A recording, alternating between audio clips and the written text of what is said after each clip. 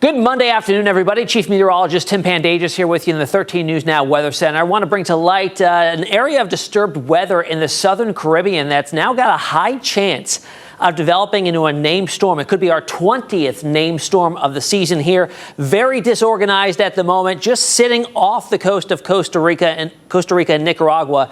Really not much with it at this time, and really not much development expected over the next 48 hours. It's over the next week that chances shoot up to 70% as it drifts to the north and east, potentially threading the windward passage between Haiti and Cuba, and maybe even passing over Jamaica with a lot of widespread rain and wind.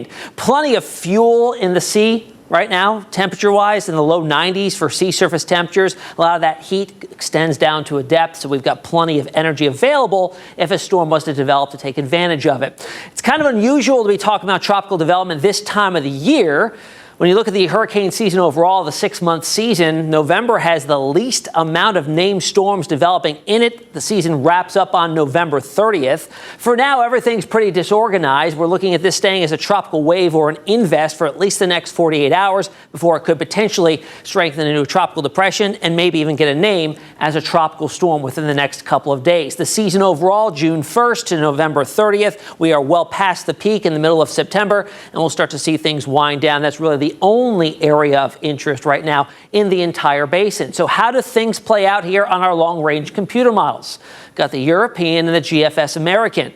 American model, the GFS has really been keen on developing this for really the last several days. It's been very consistent, and you could see it here outlined in the yellow with a very broad area of low pressure here. There's Jamaica. Here's the windward passage between Haiti and Cuba. Watch how quickly the GFS lifts this to the north. That's going to be one thing working against this from developing and becoming a strong storm, because it will be moving so fast. It gets ripped off to the north and east with a building trough into the eastern half of the United States, and it looks to steer clear well to the east of the eastern seaboard of the United States, potentially moving near Bermuda in the next couple of days before racing up into the Canadian Maritimes. Now let's go model by model here. Here's the GFS American model showing it getting stretched out and pulled to the northeast rather quickly by the early parts of next week. The European model here is a little bit left behind, but also very broad in nature as it moves out into the southwest Atlantic and shoots to the north and east.